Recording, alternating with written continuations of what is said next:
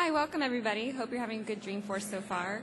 Today what we're going to be doing in the next hour is actually highlighting 4 of our really awesome Salesforce admins that have built custom apps. And I won't be talking, which is nice. I don't have to do a lot of work. They have to do the work. And they're going to talk to you about their apps and really how it's benefited them and their companies. And if you look really closely, I'll embarrass you guys a little bit. You'll see these guys' pictures up on like the Jumbotrons, and there's some of our really, really great customer stories. So the goal of this presentation is to help you understand that using the skills that you have to build, to customize your CRM or to build custom apps can be used to really evolve your career and become a go-to person at your company and make a direct impact on your company's bottom line. The agenda, as I mentioned, I won't be talking much. I'm going to introduce our panelists, and they're going to be going through their custom apps that they've built. We've got some very interesting applications about non-standard contract management, training, and even we'll get green a little bit with Tom's Carbon Impact app and talk about some support quality assurance. So without further ado, we'll go through the panelists' introductions one by one when everybody comes up. But maybe just to let everybody know, we've got Larry Hall from Cars.com. We've got Tom Holcomb here from Renewable Choice. We've got Melissa Elliott from Schumacher Group. And we've got Shaheen Meridian, again, from Cars.com. So those are our panelists here today. So Melissa, I'd like to bring you up first. So everybody give a warm welcome to Melissa. All right, so we've got one mic, so we're going to go back and forth here. But Melissa, just tell us a little bit about yourself, your company, and then about the problems you've solved and your application. I've been using Salesforce for about 6 years now. The company I work for is called Schumacher Group, and we are a medical staffing company. So kind of the recruiting for doctors, but we also do all their credentialing and contracting and making sure that all their scheduling, we deal with the hospital logistics of keeping, our customers, the hospitals, happy. So we run our entire operational database on Salesforce.com. We build out pretty much 24/7, and we have been building out for 2.5 years now. No, sorry, 3 years now.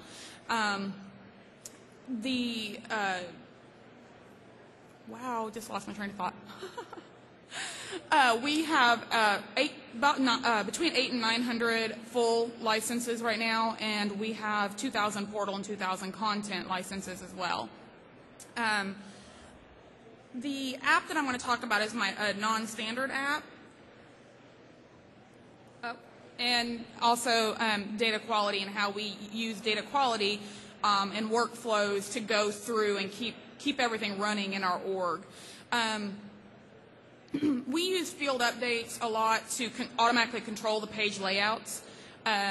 We do this all across all different kinds of apps. They basically, when a field changes, it'll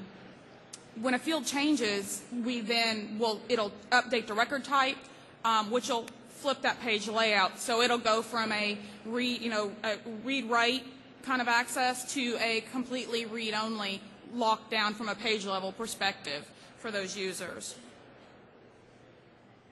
And you can see this here as well. You'll see on here that the provider review level is going to change from a 1 to a 4, and this page is unlocked. And now this page is locked. Okay? So again, we do this all across the board to control. Data quality is actually controlling our security as well.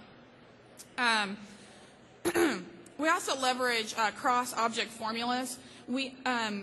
Quite a bit. We put redundant data in one location, and then we look up through to it to make sure that it's pulled down and accurate all across the board so that we don't have dirty data everywhere, and we don't have to have users retyping it in constantly.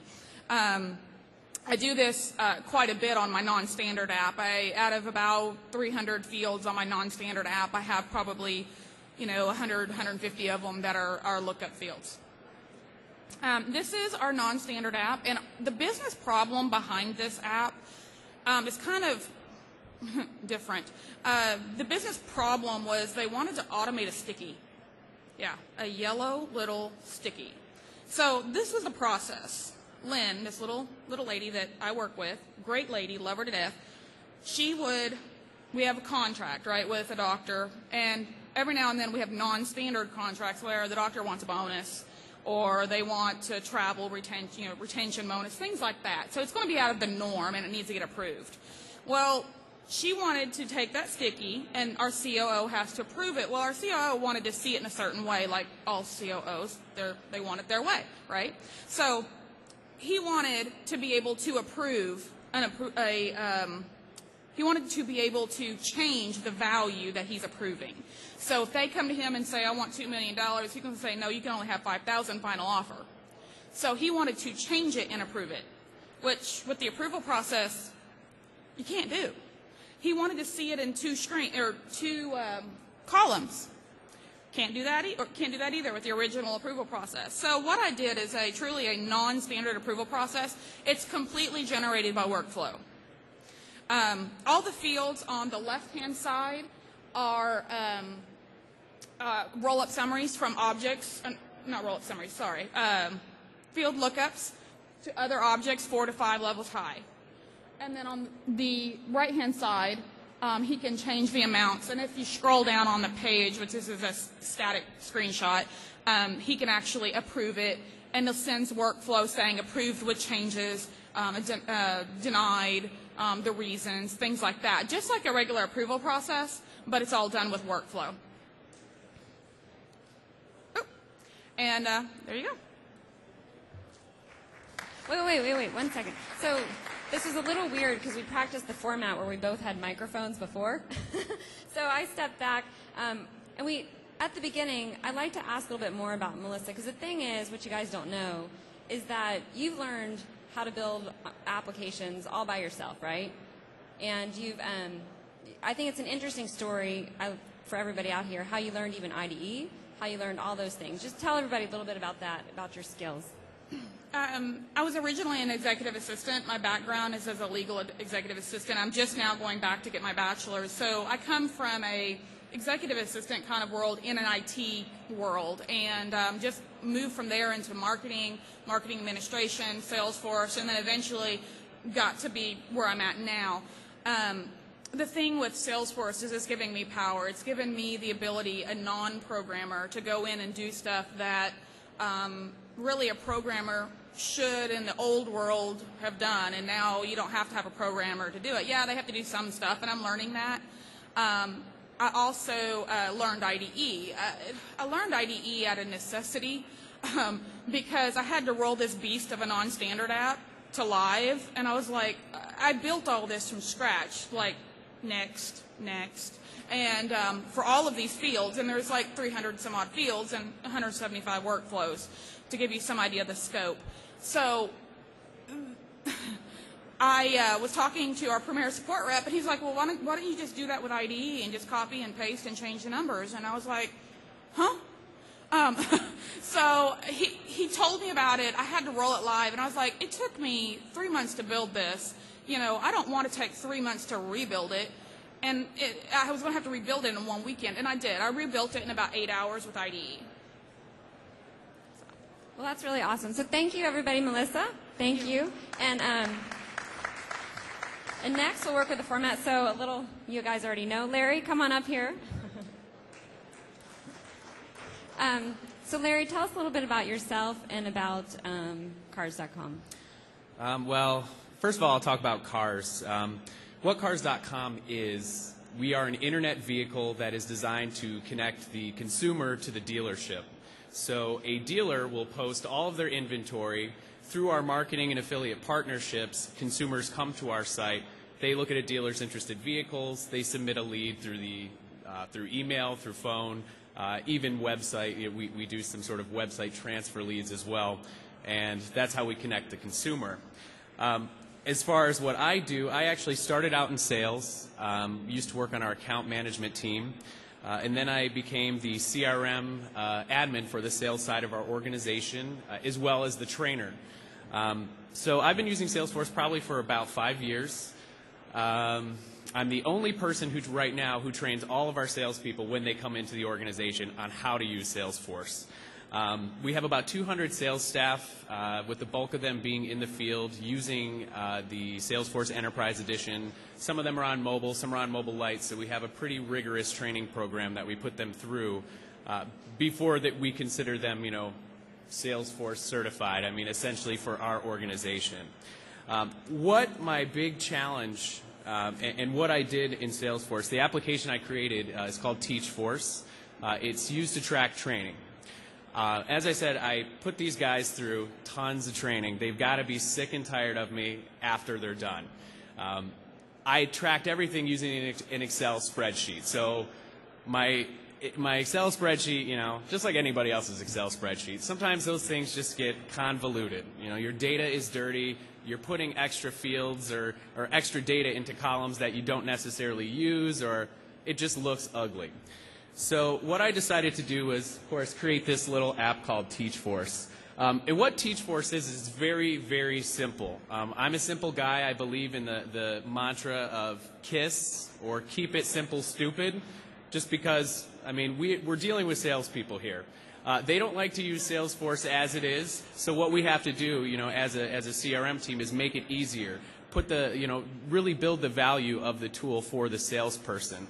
So being that, we're preaching that they need to use Salesforce, we might as well track our own training program in Salesforce, so that way we can practice what we preach. So I'll use let me lower this a little bit here. I'll use the mouse to sort of navigate, because if there is, okay, no, there's not a mouse. Anyways, with the student record, so essentially this is two objects. We have student, which is sort of the master object. It's like the account object. And what students contain are simply a lookup to the user table. So as we can see, we've got Melanie Cook here as a student. She is an inside salesperson. She works for Sean Fowler, and she is currently active in the system. Now, we do have different record types to identify different students. So we have different needs as a training organization. So besides CRM training, we have sales training, we have dealer training, we have a training team. So there's multiple training units within Cars.com. The direct student works directly for Cars.com, whereas an affiliate sales student is a salesperson at one of our affiliate channels. So below each student record is the class. And what I'll do is I'm just going to switch over to a demo. I think it'll be a little bit easier. Sorry if I broke your ears like that. Let's see. All right, so this is the actual TeachForce. Look at that awesome logo. Those are my graphic design skills. Hire you in marketing. I tried.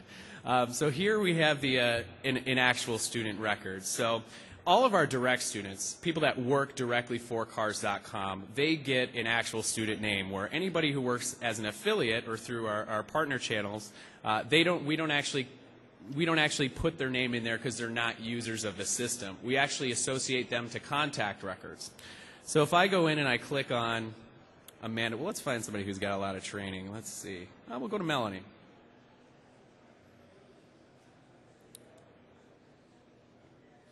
All right, so here's essentially what we're capturing at the student level. We can see all the courses she's taken. Now, we also have another group that's just about to begin using TeachForce, and they are our sales retention trainers. So we put their classes in there as well. We're still getting them adopted. But here's me down below in CRM. Essentially, all we do is we create a new class. Anytime a student comes in and has training, if we do one-on-one training, we literally just attach a new class record to them. Now, let's find another student, so I'll show you some fun stuff I did in here. Here, we'll go to Sean. Now, here's sort of some of the names of our classes. So we've got SFDC 101, we've got 102.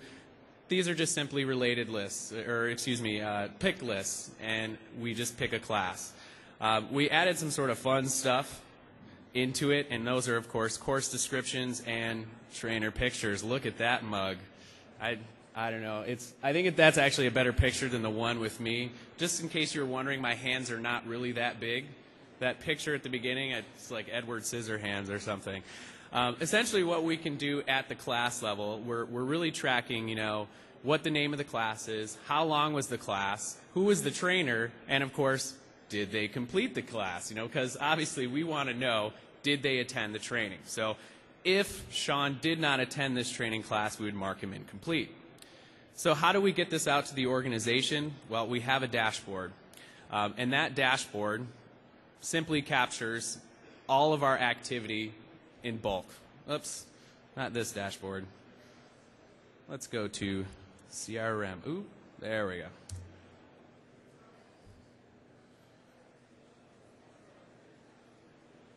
All right, so here is our dashboard and where we sort of capture all of our metrics for training. What we're looking at is what courses have been taken, what courses are popular, and of course my favorite, skipped class. I really like the donut reports just because they have the ability to summarize in the center. I think it's actually a great addition because I used to do, I do a simple table report and then I'd have to do a metric underneath in the dashboard using two components. You know, we have some of our dashboards, we are maxed out on components, so I wanted to kind of streamline that. But really what this shows us is, A, how much have we trained within the quarter, who's not been trained, so where are some opportunities where we can go in and offer another class or add somebody to another class. And then, of course, where are we training the most? A lot of times we'll focus in on one team. We want to try and keep it balanced. We want to try and give everybody, a fair shake at training. So let me just navigate back to our slide presentation. Oh, I'll go fast. I promise. Yeah, I learned that Shift F5 on a PC takes you right there. And just see, I really do have a normal size hand. See, it's just so you know. All right, so really that's about it in terms of TeachForce. I guess some of our successes so far that we've had with it, before doing this, we rolled this out in January, so we've been able to log, just as in our group, just for training, we've trained over 1,000 hours, so to individuals, which I think is pretty good. We track all of our training classes, and as I said, we're getting all of our other units on board. So it just started off as this little application that I built. Somehow all these people in the company got word of it, and they're like, hey, we want you to roll this out to our sales training, our dealer training, our affiliate training, any training that we have. So it's gotten a lot of visibility for me within Cars.com. Thanks. So wait, 1 second. Two interesting tidbits. One, Larry, I'd like to hear this. Can you tell everybody what you majored in college? Yeah, so I was a theater major, NC. So you're not technical by schooling? Well, I can make blog comments bold or italic or underlined. I can add a hyperlink in a posting. I don't Twitter, or I barely use Facebook. I'm not very technical. I can do a VLOOKUP in Excel. That's probably my favorite function. I'll admit that. So, and a couple macros and some if statements. I'm getting better.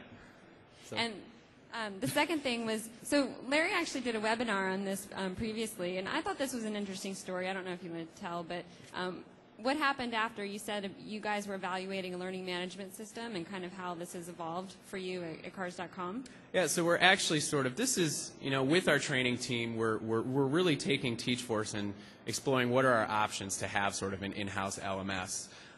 Learning management systems are very expensive.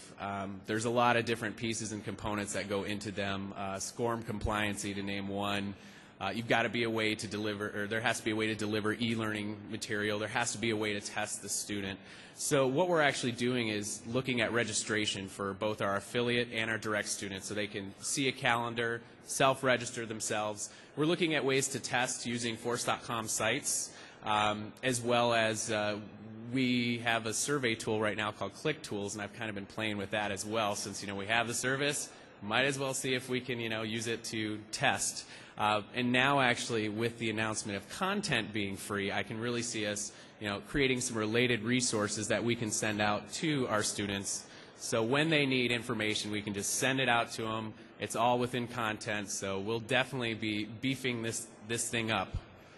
Well, that's great. Well, everybody give a round of applause for Larry. Thank you. Okay, next we'd like to bring up Tom Holcomb. He's actually VP of Business Development, correct, for Renewable Choice. And this is actually, let me step over here. I don't need to double mic myself. Nobody needs to hear my voice that badly. Tom, I love your story and just your company in general and everything that it provides for our environment. So can you tell us a little bit about yourself, the applications that you guys have built your company, and about how much good you guys are doing for the environment? Sure. It's our customers that are doing the good things for the environment. As she mentioned, I'm the Vice President for Business Development, Renewable Choice Energy, and if there's a track I should be on, it would be admin to standard user. I was the original advocate for getting Salesforce, having used it at prior companies, and when I came to our company 2 years ago, we couldn't even get a pipeline report out of our thing without paying a consultant $400 and getting it a week later. So about 2 months into my job, I demanded from the CEO that we get a Salesforce license and we invest in it, and hence I became the interim admin until they realized my shortcomings in that area and got the right people to support it. But anyway, Renewable Choice, I think to give you an idea of how we've used the app, it would be helpful for you if I shared a little bit about what our company does. We are in the business of helping corporations with their sustainability initiatives. So specifically what we do is we help people measure their carbon footprint. We'll help them reduce it with energy efficiency alternatives. We'll help them offset what they cannot reduce with renewable energy and carbon credits. And then we package that all with a communication service so that people can tell their customers or their employees or their stakeholders what they're doing for their environmental initiatives. As I mentioned, 2 years ago, we kind of got into Salesforce, and our initial push was to do like probably everybody in this room, was to do the sales automation part of it. And then we moved into a broader corporate adoption, rolling it out to marketing and finance and our residential consumer business. And then this past summer, we moved all of our client service to the client portal, which has been a tremendous benefit to the company. And what I'm going to talk about mostly in this presentation is what we're trying to do now is put an app on the App Exchange that helps companies do some of the tracking of their carbon footprint. And we're starting with a small scope of it, and we plan to increase that over time. This is just kind of a picture of what we've done within Salesforce. Probably a lot of familiar components for everybody here. I was planning on going through it, but the genesis of getting into using Salesforce for tracking a carbon footprint really was an internal thing for Renewable Choice. A company's, particularly an office-based company's, biggest impact on the environment is through its purchased electricity, through its corporate travel, and its commute. Purchased electricity is something that's pretty centrally organized, so it's pretty easy to collect that data and consolidate it, whereas aggregating data on employees' commuting patterns or corporate travel is a little more difficult. So what we tried to do at Renewable Choice is develop our own app that allowed us to let employees put in their commuting information and their travel information, and then we could roll it up into just a footprint application that they could have to see how they're doing individually, by department, or corporately. We could set some goals to see if we were improving our performance. And then the broader strategic goal of that was to put that app on the App Exchange for free. It's up there right now. And then let other folks, try it in their organization, and then we have a greenhouse gas software tool that you can link to it if you have a more complicated footprint analysis you want to do. So that's kind of the genesis of it. Here's a screenshot. I'm not going to go into a live demo right now, but of the homepage for the footprint tool. Basically, it has a little introduction to what it is. It gives you some instructions for how to use it, and it provides some general information about what is a carbon footprint if you want to look into it a little bit more. The unique thing from here is the user, every employee, can go and set up their commuting pattern So you would click on commuter profile on the top line there, and it would take you to your user profile, and you basically put in how far you live from work, what your miles per gallon in your vehicle are, or what other commuting pattern you take, and you set up your profile once.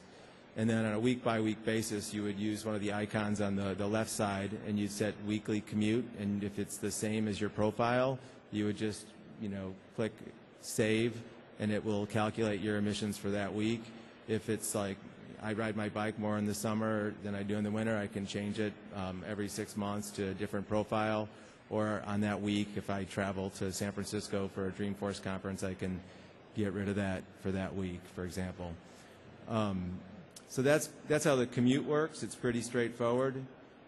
Here is if you click on the business travel part of it, you go to and you get a choice for what type of travel are you doing. And in this case, the one up there is for an air travel. So you put in what the trip description is, so Denver to San Francisco, the date. And then we use a web service where you basically select an airport that you've departed from and the arrival. And if it's a round trip, you can check the box, and it will automatically go and collect the miles and then use the formula to calculate the emissions from that trip leg. From here, you could either save it, you could add a flight, you can add an auto, or you can add an alternative transportation. So you can capture your entire footprint of your travel on a user level. And then the last part is we have a dashboard. There's probably 10 or so different dashboards that we have. I wish I had it live because they're more interesting than the ones I have up here. But similar, using the donut chart to capture the total emissions from commute and travel for the company. That's the one up in the middle. You can set some goals for 0 emission miles. So if you're trying to encourage employees or the organization to increase the amount of public transportation or biking or walking or whatever it may be, you could set some targets. You can look at month over month or year over year after you baseline it. And you could track employees that are the heaviest emitters or the lightest emitters from their travel patterns and set some incentives up for people. So this is a good top-down level way to get a engagement and awareness in the program. And that's really one of the other main goals of it is really, people attack sustainability from all different levels within a corporation, and part of it is, getting the employees aware that their actions, whether it be how they travel or commute or the paper they produce, all have an impact on what the company's environmental footprint is. So putting this out there as a tool to create visibility and awareness was one of the goals of it as well. And then as far as for you Salesforce users, the one thing that we find at Renewable Choice is that in the companies that we work with to help them create a sustainability initiative, you never really know who the champion is. It might be the CEO, I think in Mark Benioff's case, isn't he? He thinks he's a huge champion of sustainability, and it could be taken from the top down. It could be a green team that has the initiative to do it, or it could be an individual. And so from a strategic or practical level, we saw this app as a good way to identify more champions within the organization and help them at least do an initial introduction to help employees have more visibility or awareness about how they can help reduce their environmental footprint. So that's the story of that app. I think, as we evolve it and grow, I mean, it could involve helping track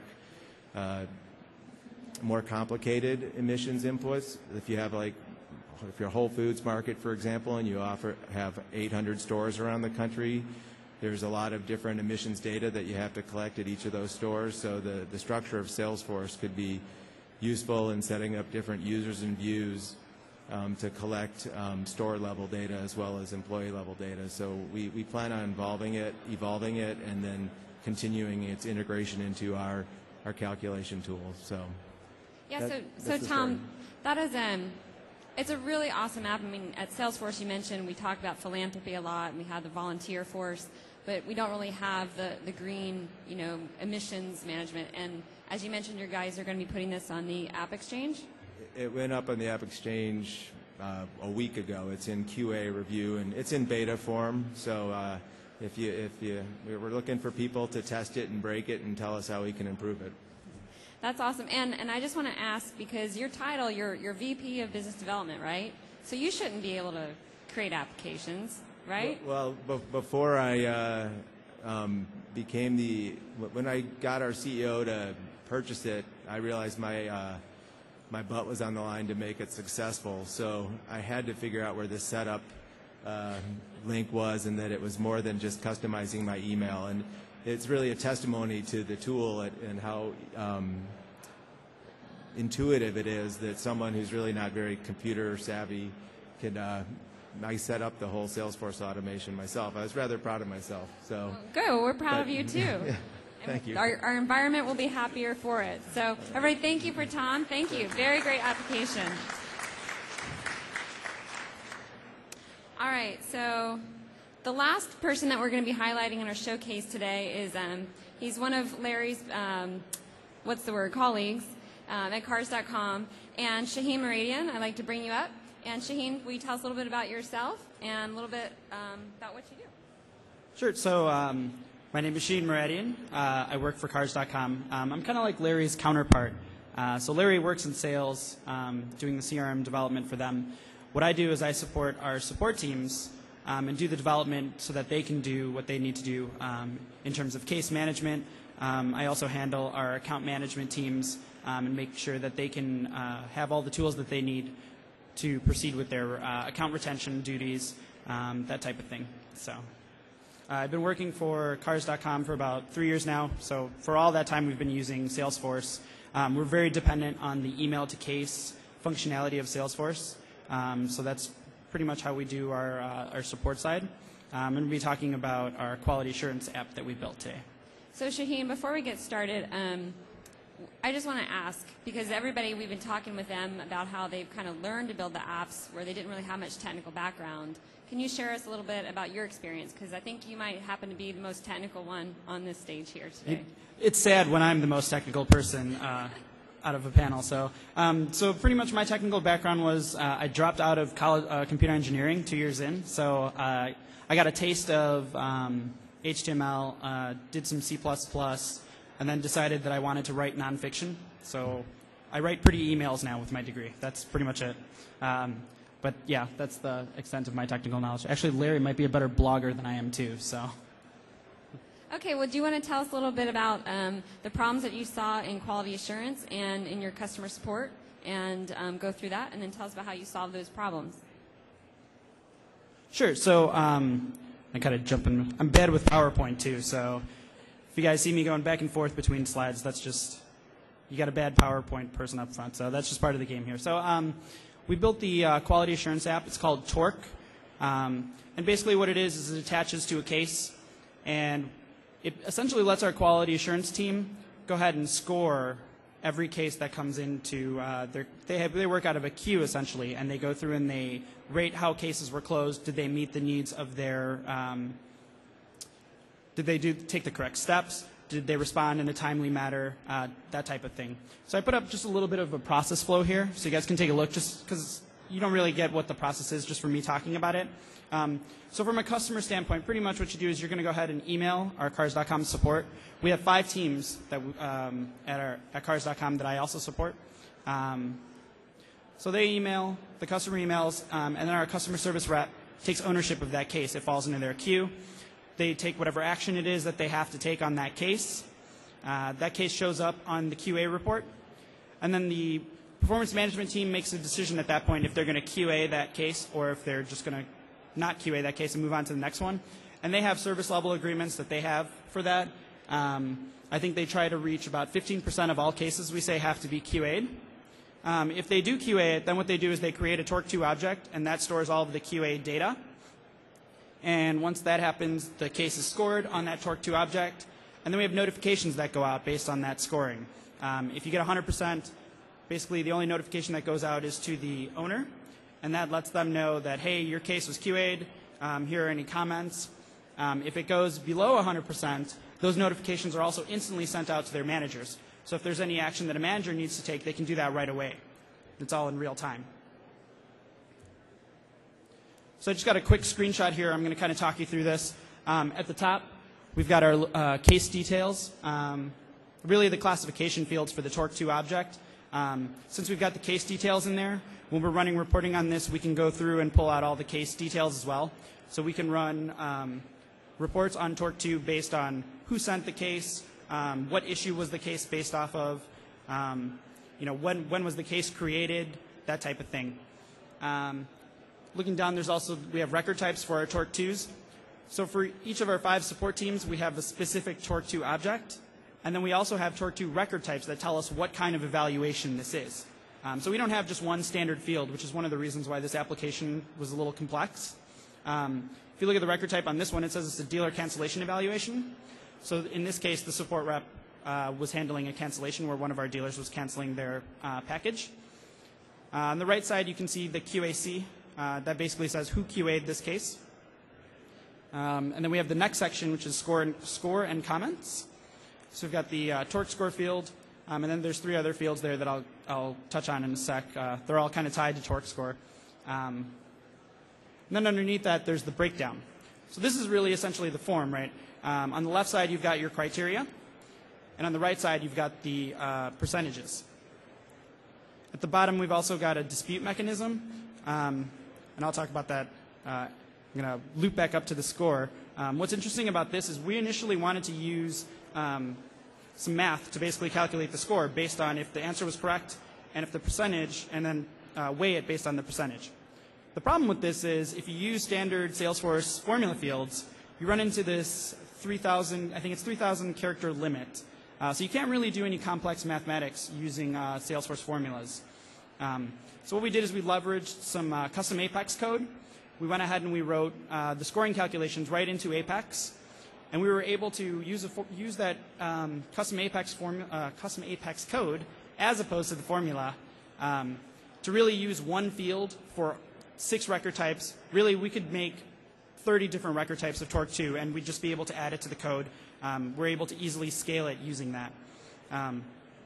So what the code essentially does is it looks at the breakdown session, it counts up the ones, multiplies them by the worth on the right. The worth on the right is actually, they're set at default values. So if somebody goes back at some point and says, well, completed in a timely manner, that's important, but it's not 50% important. Maybe we'll knock it down to 40%. They can do that without any custom code. They just go in and edit the fields. They edit the default value. They're good to go. So they don't need any additional support on that. If you look back up at the scoring comment section, though, there's two new fields, all questions and requests addressed. That's currently checked.